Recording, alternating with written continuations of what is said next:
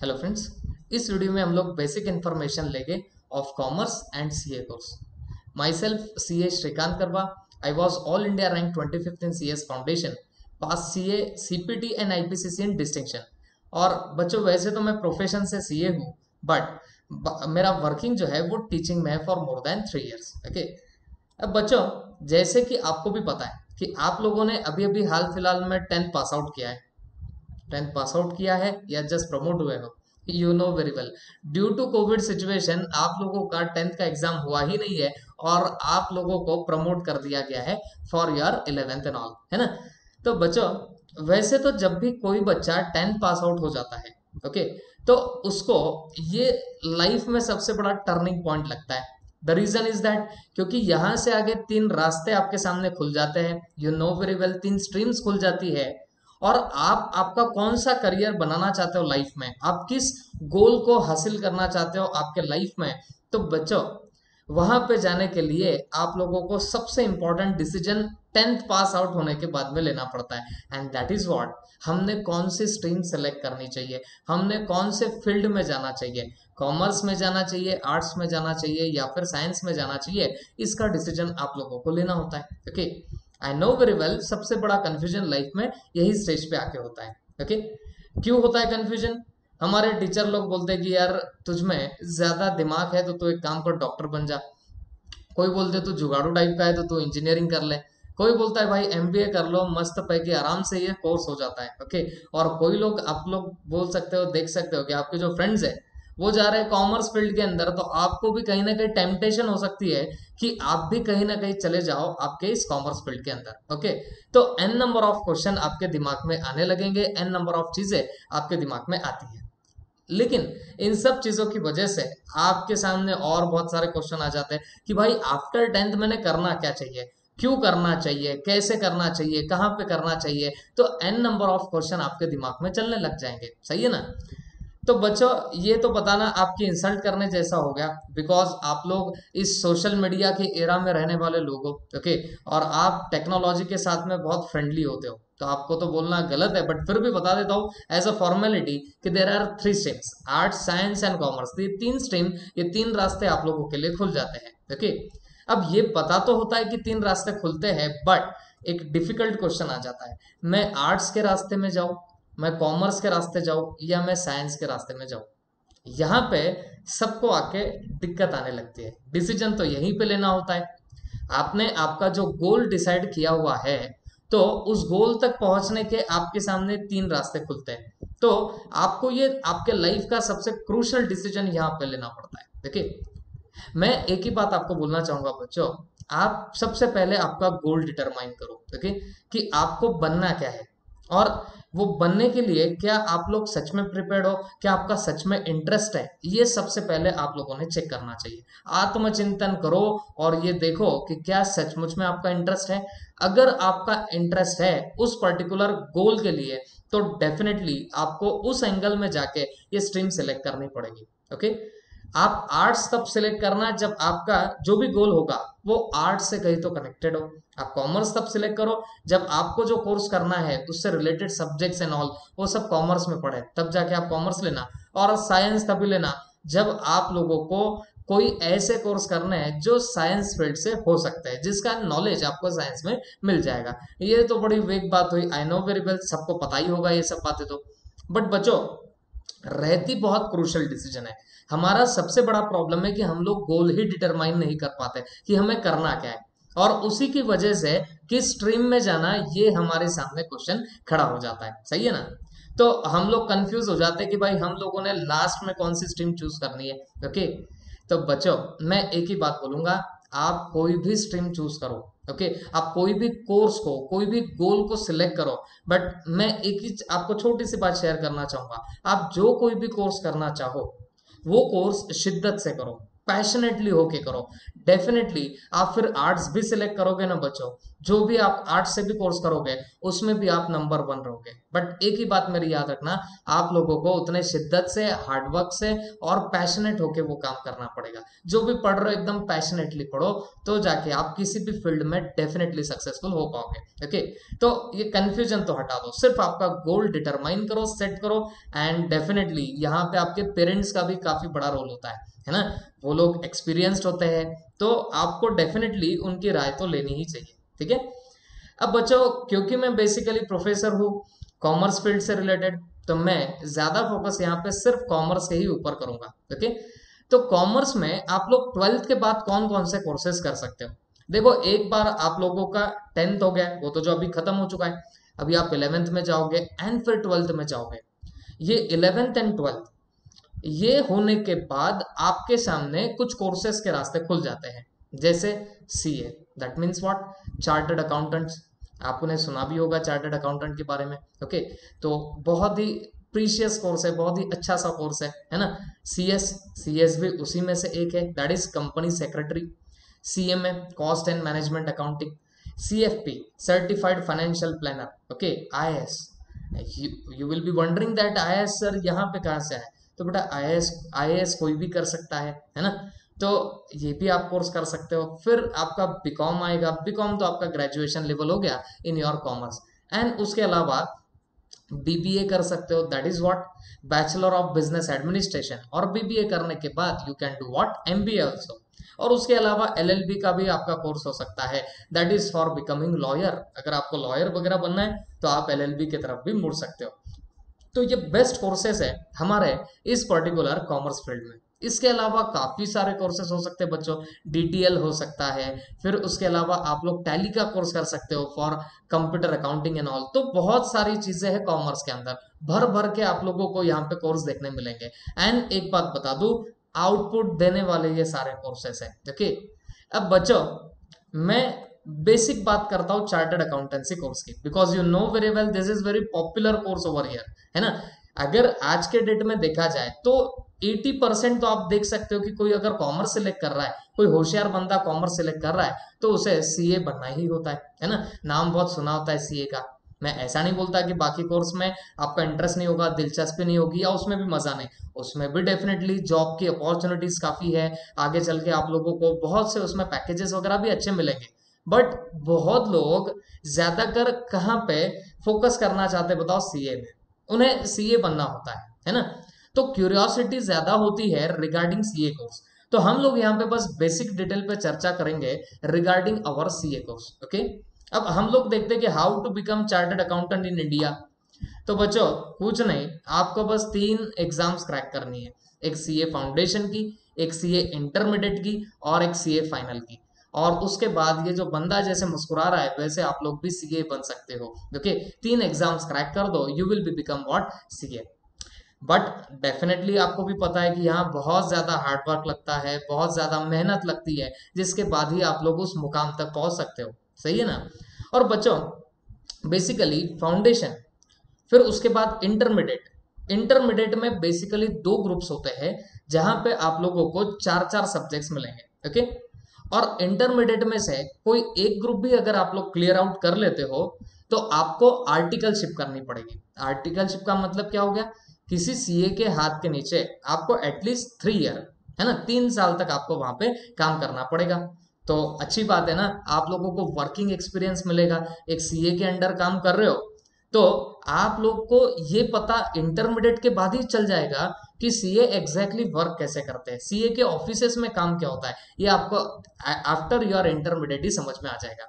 और जब आप लोग 3 साल की आपकी आर्टिकलशिप कंप्लीट करते हो, then you will be eligible to give your CA final की अटेम्प्ट। यहाँ पर भी 2 ग्रुप्स होते हैं, है ना।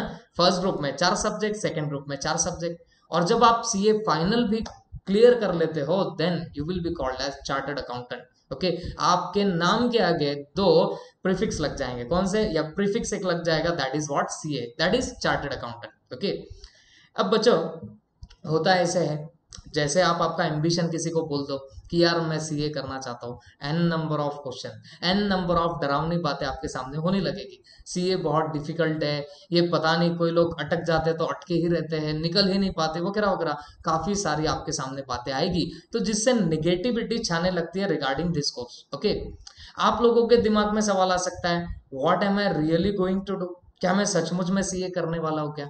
कभी सवाल आए तो मैं एक ही जवाब देना चाहूंगा, बेटा अगर एक बार डिटरमाइन कर लिया ना कि आपको सीए बनना ही है, ओके, तो बस डिटर्मिनेशन दिल में रखो और काम जरूर करने लगो, है ना। जो आपका ये पर्टिकुलर सीए कोर्स रहेगा, यहाँ पे हार्डवर्क का काफी मेजर रोल होता है और कंसिस्टेंसी का काफी रोल होता है। अगर आप लोग हार्डवर्क और कंसिस्टेंसी कर पाओगे तो मैं तो एक ही आंसर दूंगा कि आपके दिमाग में क्वेश्चन आ रहा है what am I really going to do, तो बेटा रियली नहीं, सचमुच में आप कर सकते हो अगर आप कंसिस्टेंसी और हार्डवर्क ये करने की कैपेबिलिटी रखते हो तो। ओके, अब कुछ लोगों के मन में सवाल आ सकता है, sir can I really get there, क्या मैं सचमुच में जा सकता हूँ? जवाब मेरा सेम, हार्डवर्क कंसिस्टेंसी रहे डेफिनेटली आप सीए बन जाओगे। Okay sir, what are the risk, कोई पूछ सकता है ना कि अगर मैं सीए करूं तो इसमें रिस्क क्या क्या हो सकते हैं। तो रिस्क डेफिनेटली जैसे आपको लोग बताते हैं वो रिस्क हो सकते हैं। रिस्क सबसे पहला कि आप लोगों को आपकी सोशल लाइफ थोड़ी बहुत हद तक खत्म करनी पड़ेगी। सेकंड चीज, टाइम पास आपके माइंड से बाहर निकालने पड़ेंगे, टाइम पास चीजों को आपके लाइफ में जगह नहीं देनी पड़ेगी। तो ये आज के डेट में तो रिस्क ही हो गए ना सारे, है ना। इसके अलावा सीए डिफिकल्ट है, सुना तो होगा ही आपने, तो यह नंबर ऑफ अटेम्प्ट लगने के चांसेस हो सकते हैं, तो रिस्क तो डेफिनेटली है। पर आपने एक बात सुनी होगी, ज्यादा रिस्क है तो ज्यादा रिवॉर्ड मिलेगा, सही है ना। तो अकॉर्डिंगली आपको रिस्क डरना नहीं है, रिस्क तो भाई हर जगह पे है, तो बस आप लोगों को आगे बढ़ते रहना है। ओके, और कभी कभी डाउट ये भी आ सकता है, am I sure the route, sure of the route. अब कभी कभी हो सकता है ना कि आप लोग डिटरमाइन तो कर लो कि सीए ही करना है, बट फिर वापस से आता है कि यार हम लोग श्योर है क्या रूट से। तो बेटा बहुत से प्रोफेशनल लोग हैं, वो आप ही के लिए बैठे हैं, वो बराबर आपको रूट बताएंगे कि किस रूट से आपको जाना है। ओके, वेयर एंड व्हेन, अगर ये श्योर भी हो जाए कि हम लोगों को सीए ही करना है, तो कहाँ पे करना, कैसे करना, कब करना, ये भी सवाल आ सकते हैं। तो बेटा इसके लिए भी काफी सारे प्रोफेशनल है, हमारे जैसे लोग क्या काम में आएंगे, हम लोग तो यही आपको बताने के लिए बैठे है ना। आर माई सब्जेक्ट्स अप्रोप्रिएट, अगर आप सीए लेना चाह भी रहे हो, है ना, तो आपको कौन से सब्जेक्ट इंपॉर्टेंट है। जैसे सिंपली बता दूं, आप अब 11th करोगे, 12th करोगे, देन आपको सीए फाउंडेशन का प्रिपरेशन करना है। तो सीए फाउंडेशन में एक सब्जेक्ट होता है मैथ्स, एक सब्जेक्ट होता है इकोनॉमिक्स, और एक सब्जेक्ट होगा आप लोगों का अकाउंट, और एक होता है बिजनेस लॉ। दिमाग में ये आ सकता है कि मैं जो अभी 11 12 में सब्जेक्ट चूज करूं, क्या वो अप्रोप्रिएट है क्या सीए बनने के लिए। तो बेटा अकाउंट तो 11 12 में होगा ही होगा, कंपलसरी है। इकोनॉमिक्स वैसे ही है। लॉ तो भाई आपको 11 12 में नहीं मिलेगा, वो डायरेक्टली सरप्राइज के तौर पे आप लोगों को आ जाता है कहाँ पे, आपके सीए फाउंडेशन में। तो रहा सवाल एक ही पेपर का, दैट इज मैथमेटिक्स। तो मैथमेटिक्स ये ऐसा सब्जेक्ट है जो आप लोग अगर 11 12 से ही करते आओ तो बहुत अच्छा होगा, आपके चांसेस ऑफ पासिंग बहुत ज्यादा हद तक बढ़ जाते हैं ना। तो यूजुअली क्या होता है, काफी लोग जब कॉमर्स में आते हैं तो 11th एंड 12th में वो मैथमेटिक्स ऑप्ट नहीं करते, वो लोग सेक्रेटरियल प्रैक्टिस या उसके जगह पे कोई और सब्जेक्ट चूज कर लेते हैं, जिस रीजन की वजह से उन लोगों का 10th के बाद मैथ्स पर से हाथ उठ जाता, और मैथ्स पर से हाथ उठ गया, प्रैक्टिस छूटी, तो ये मैथ्स तकलीफ देने लगता है फाउंडेशन में। तो हमेशा याद रखो, जब भी सीए कोर्स करने निकले हो तो 11th एंड 12th मैथ से पीछा मत छुड़ा लेना। ओके, तो बस इतने बात का ध्यान में रखना। ओके, और अगर आपके दिमाग में क्वेश्चन आ रहा है, if I don't make it then do I have any other option, तो बेटा मैं आपको एक बात बताता हूँ, सीए कोर्स वैसे डिफिकल्ट तो है, मैं उसको डिनाई नहीं करूंगा। बहुत लोग ऐसे होते हैं जो सीए करते करते कोई फाउंडेशन के लेवल पे छोड़ देता है, कोई इंटर के लेवल पे छोड़ता है, तो कोई फाइनल के लेवल पे छोड़ता है।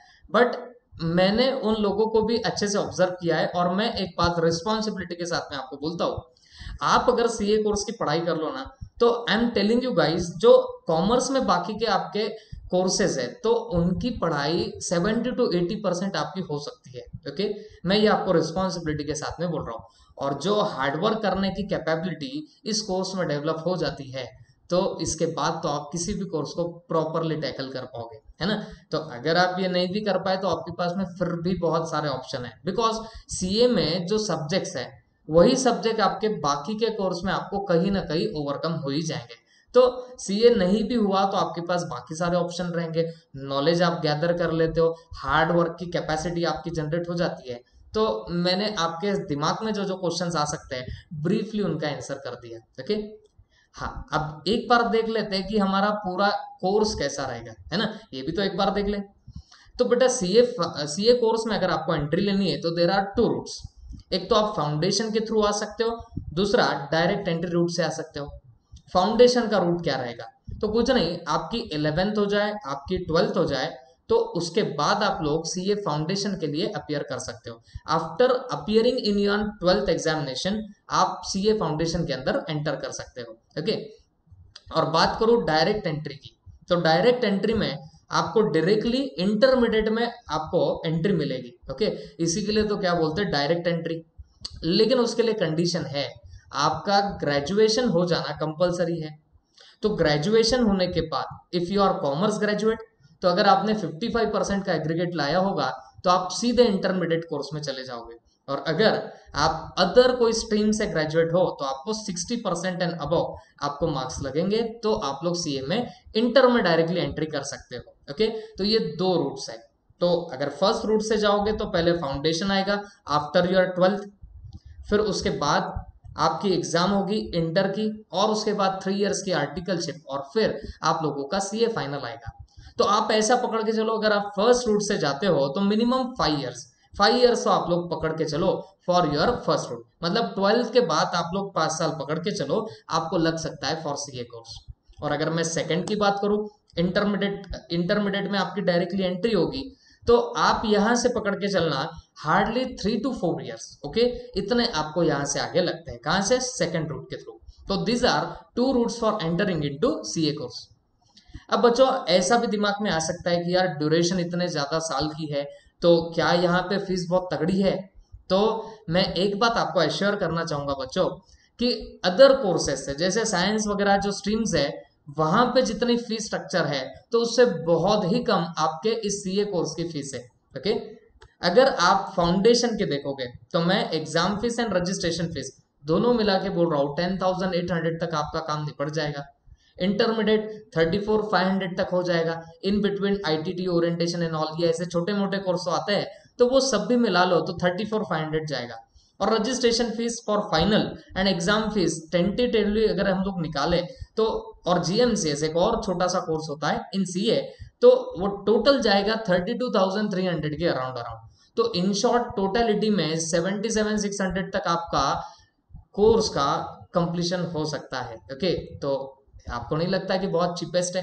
हाँ, लेकिन एक बात एश्योर करा दूं, ये जो मैं फीसेस बोल रहा हूँ ये आज के डेट पे या एग्जाम फीस ये हर टाइम फ्लक्चुएट होते रहती है, तो इसमें जरा सा फ्लक्चुएशन हो सकता है, ये थोड़ा और फर्दर बढ़ भी सकता है, बट बढ़ के कितना बढ़ेगा, ऑलमोस्ट 1 लाख तक होगा। तो आपके 5 साल के लिए 1 लाख रुपए की यहाँ पे कोर्स की फीस है। और मैं ये अदर देन योर क्लासेस की फीस बोल रहा हूँ, सिर्फ मैं इंस्टीट्यूट के फीस के बारे में बात कर रहा हूँ। ओके, तो ऑलमोस्ट 1 लाख तक तो आपका ये कोर्स कंप्लीट हो ही जाता है। जहां पे आप इंजीनियरिंग एंड ऑल करते हो तो वहां पे इतना खर्चा 2-2, 3-3 लाख तो साल के होते हैं, तो यहाँ तो वैसा भी है नहीं। और प्लस इसकी एक सबसे अच्छी बात, जो आपका 3 साल का आर्टिकलशिप का पीरियड है, तो बेटा उसमें आप लोगों को सीए के हाथ के नीचे काम करना है, और खाली फोकट काम नहीं करते, तो सीए लोग आपको स्टाइफंड देते हैं, रेमुनरेशन देते हैं। ओके, जो बहुत नॉमिनल होता, बट बेटा फिर भी अगर देखो तो फर्स्ट ईयर में मिनिमम 12,000 तो आ ही जाते हैं, सेकेंड में 18 तो आ ही जाते हैं, और थर्ड में 24 तो आ जाते हैं। ये लिमिट्स और फर्दर बढ़ी हुई है ना, सिटी बाई सिटी ये डिफर करती है। बट आप कम से कम भी पकड़ो तो 54,000 की तो रिकवरी हो ही जाएगी। तो हमें नेट कोर्स कितने में गिर रहा, 77,600 की तो कॉस्ट है, और उसमें से 54,000 अराउंड हमारे कवर हो जाएंगे 3 साल में बाय वे ऑफ आर्टिकलशिप का स्टाइपेंड। तो 23,600 के करीब करीब भी आपको ये कोर्स का आप लोग बोल सकते हो एक्सपेंडिचर लग रहा है। बात समझ में आए? और मैं वापस रिमाइंड करता हूँ, ये अदर देन क्लास बोल रहा हूँ, क्लास के अलावा की मैं बात कर रहा हूँ। ओके, तो ये ऐसा है fees structure of your CA course. तो बच्चों this was all about this particular video. मैंने शॉर्ट में ब्रीफ में आपको पूरा introduction of commerce as well as your CA course बताने की कोशिश की है। ओके, तो this is all about this particular part. Thanks for watching this video. And अगर आपको ये वीडियो वगैरह पसंद आया तो please like and share it and don't forget to subscribe. Okay, thank you.